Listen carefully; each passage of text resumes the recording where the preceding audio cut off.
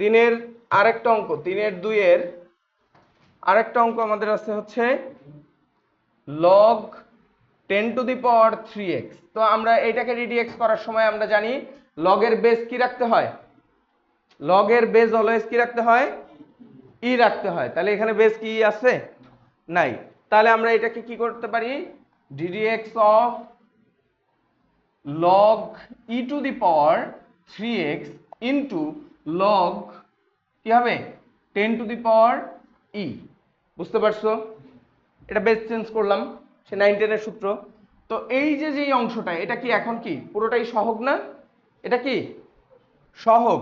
তাহলে আমরা এর পরের লাইনে এটা এইভাবে সাজাই লিখতে পারি কিনা, log 10⁻e into ddx of কি বলো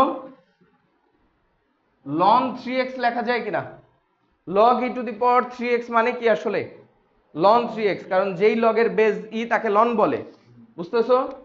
তাহলে আমরা এটাকে লিখতে পারি log 10⁻e into 1/3x 1/3x into কি হবে আবার ddx অফ 3x। বোঝা যায়, কারণ এই লগের যে x ধরছি আমি, এটা কি x, বুঝতে পারছো। তাহলে এটাকে আরেকবার ডিফারেন্সিয়েশন করে এর সাথে গুণ করে দিতে হয়।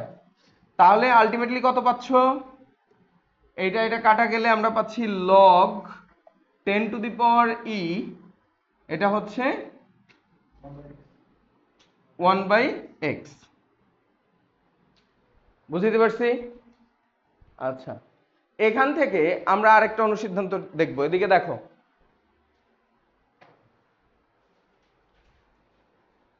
আমি 9.3-তে এই অনুসিদ্ধান্তগুলো দেখাই নেই, কারণ ওই জায়গায় যদি অনুসিদ্ধান্ত হিসাবে দেখাইতাম তাহলে এগুলো পেঁচাই যেত।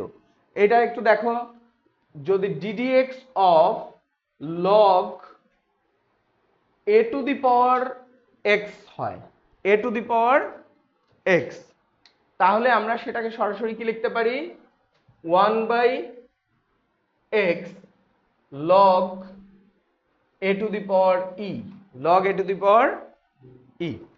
একটু খেয়াল করো, log e⁻x হলে সরাসরি 1/x হয়, আমি জানি।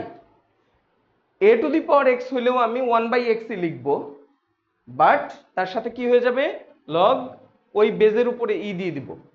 বুঝতে পারছি। খেয়াল করো, যদি ddx অফ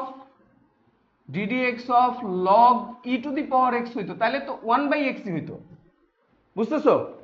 তাহলে a⁻x হলেও আমি কি করব 1/x ই লিখবো, তার সাথে গুণ করে দেব কি log দিয়ে, এই যে এইখানে যেটা থাকবে তার উপরে ই দিয়ে দিব শুধু।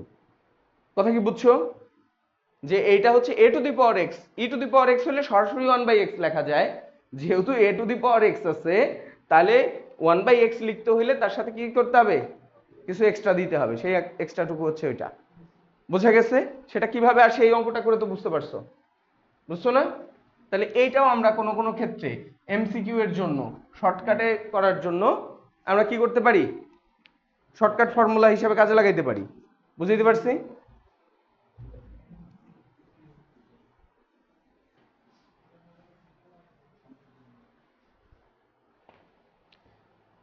এরপরে দেখো 3 নাম্বারটা, 3 কি বলতেছে, ddx অফ √³ অফ 3x² + 1। সবাই খেয়াল করো, এটাও বোর্ডে আসছে একবার। তো এখানে আমরা জানি এই যে √³ থাকলে, কিউব রুট যেটা সেটা থাকলে কি লিখতে পারি, পাওয়ার কি লেখা যায় 1/3। তাহলে ddx অফ আমি যদি লিখি 3x² + 1 টু দি পাওয়ার 1/3, কোনো সমস্যা আছে? সবাই একটু খেয়াল করো, এটা এদিক ওদিকে খেয়াল করো না, সময় নষ্ট হবে, কাজ হবে না। তাহলে এই যে এইটার উপরে পাওয়ার দিলাম 1/3, কি কারণে, এখানে কিউব রুট আছে। তাহলে এইটাকে এক্স চিন্তা করে, এই টোটালটাকে এক্স চিন্তা করে এটা কি x⁴n এর সূত্রে অ্যাপ্লাই করা যায় কিনা। তাহলে কি আসে 1/3 3x² + 1 টু দি পাওয়ার 1/3 - 1, ঠিক আছে। কিন্তু যাকে আমি x চিন্তা করে নিচ্ছি সেটা x না বিধায় ddx অফ 3x² + 1 এর সাথে গুণ করতে হবে, ঠিক আছে। তাহলে 1/3 3x² প্লাস 1 কত আসবে? -2/3। তারপরে ddx অফ এটা করলে আসতেছে 6x। তাহলে এটাকে এইখানেও লিখতে পারো, হ্যাঁ এখানেই লেখো 6x, আর 1 হচ্ছে 0। তারপরে সেটাকে তুমি এখানে নিয়ে আসতে পারো। তাহলে কাটাকাটি করে কত হবে? 3 আর 6 এর কাটাকাটি হয়ে 2x into 3x² plus 1 to the power -2/3। এটাই আমার অ্যান্সার। বুঝতে পারছো?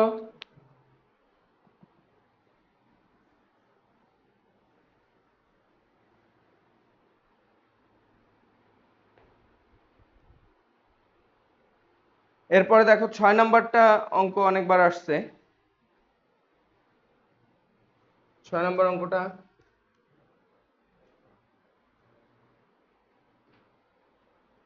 ছয় নম্বর অঙ্কে দেওয়া আছে ddx অফ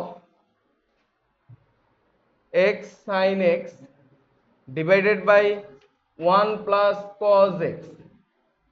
এদিকে দেখো, এই যে একটা বিশেষ ব্যাপার, এই অঙ্কটা, এই যে 6 নম্বর যে অঙ্কটা উঠাইছি, এই অঙ্কটাকে দুইটা অ্যাপ্রোচে করা যায়। এটাকে x sin x/2 আকারে যদি আমি ধরি, তাহলে উপরে 2 sin a cos a সূত্রে পড়বে, কথা কি বুঝছো? আর নিচেরটা 1 প্লাস cos x/2 ইন্টু 2 করলে কি আসবে বলো? 2 cos স্কোয়ার x/2 আসবে। বুঝতেছো? তাহলে আলটিমেটলি এটাকে ভাগ করলে tan x টাইপের কিছু একটা চলে আসবে, tan x/2 টাইপের কিছু একটা আসবে। ওই ফর্মুলায় যদি যাও একরকম অ্যান্সার আসবে। এখন আমি তো আর মুখস্থ করে যাব না, বা আমার অঙ্ক তো সব মুখস্থ থাকবে না যে আমি কোন অঙ্কটা কোনভাবে করবো, আমার মুখস্থ আছে। আমি এই অঙ্কটাকে যদি এই অবস্থায় সাইন কস রেখেও যদি করি, তাহলে অ্যান্সার কিন্তু একটা আসবে। কিন্তু যে tan x তৈরি করে নিয়ে করছে, যে sin x রেখে করছে, দুইজনের অ্যান্সার কি শেষমেশ চেহারা কি এক হবে? অ্যান্সারের চেহারা এক হবে না, কিন্তু অ্যান্সার এক হবে যদি ওই tan x এর ভ্যালু চিন্তা করো, কোনো একটা নির্দিষ্ট ভ্যালুর জন্য যদি চিন্তা করো, তাহলে ওই দুইটার ভ্যালু কি হবে শেষমেশ?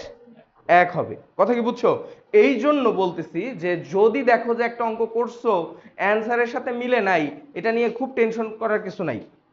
আর এই ডিফারেন্সিয়েশনের অঙ্কের জন্য বিশেষ করে পরীক্ষার হলে পাশের জনের কাছে জিজ্ঞেস করবে না অ্যান্সার কত। কথা কি বুঝছো? তুমি যদি কনফিডেন্ট থাকো যে তুমি যেই অঙ্কটা করছো টোটালি কোনো জায়গায় সূত্রের ভুল নাই, তাহলে তোমার অ্যান্সারই সঠিক।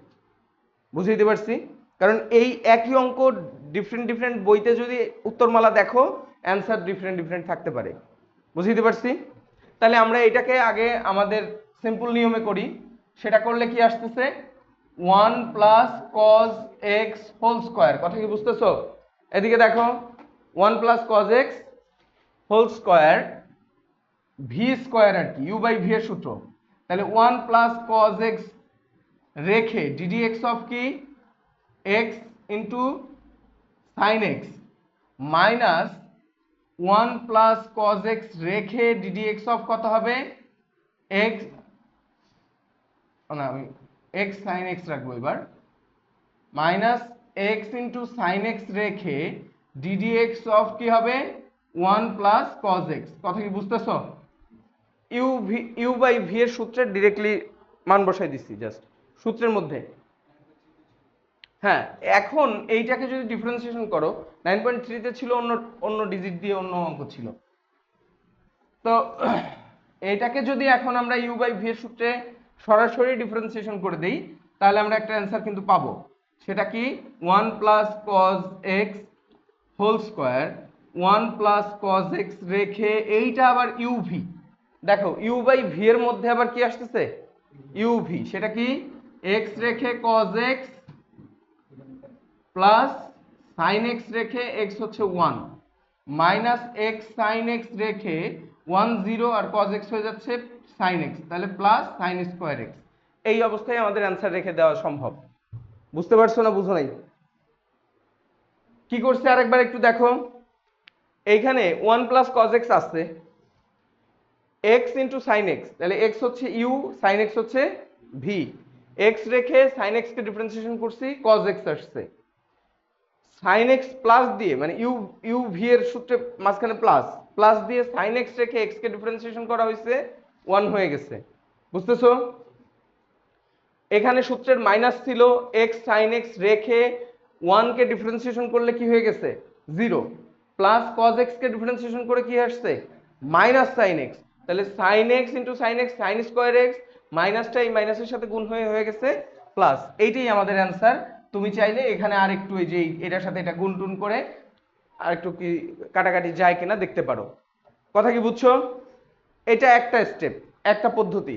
আরেকটা পদ্ধতি হচ্ছে এইভাবে করে y ইকুয়াল টু, দেখো x sin x আছে থাকলো, নিচে 1 প্লাস cos x, তাহলে উপরে x ইন্টু sin x কে আমরা চাইলে এটাকে এইভাবে লিখতে পারি কিনা দেখো তো, 2 ইন্টু এক্স বাই টু। এই এক্সটাকে চাইলে 2 ইন্টু এক্স বাই টু লেখা যায়। বুঝতেছো? তাহলে এখানে কিছু একটা সূত্র পড়ছে কিনা দেখা যায়।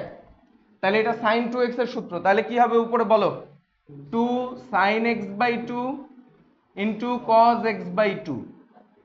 বুঝতেছো?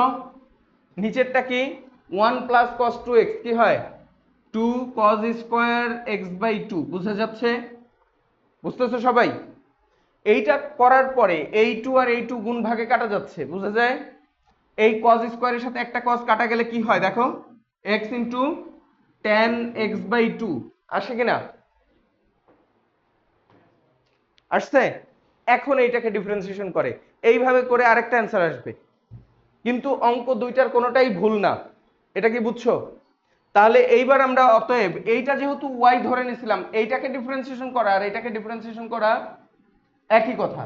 তাহলে অতএব dy over dx equal to কি হবে, x রেখে ddx of tan x by two plus tan x by two রেখে ddx অফ কি হবে x, x রেখে tan x বাই টু কে sec square x by two হবে।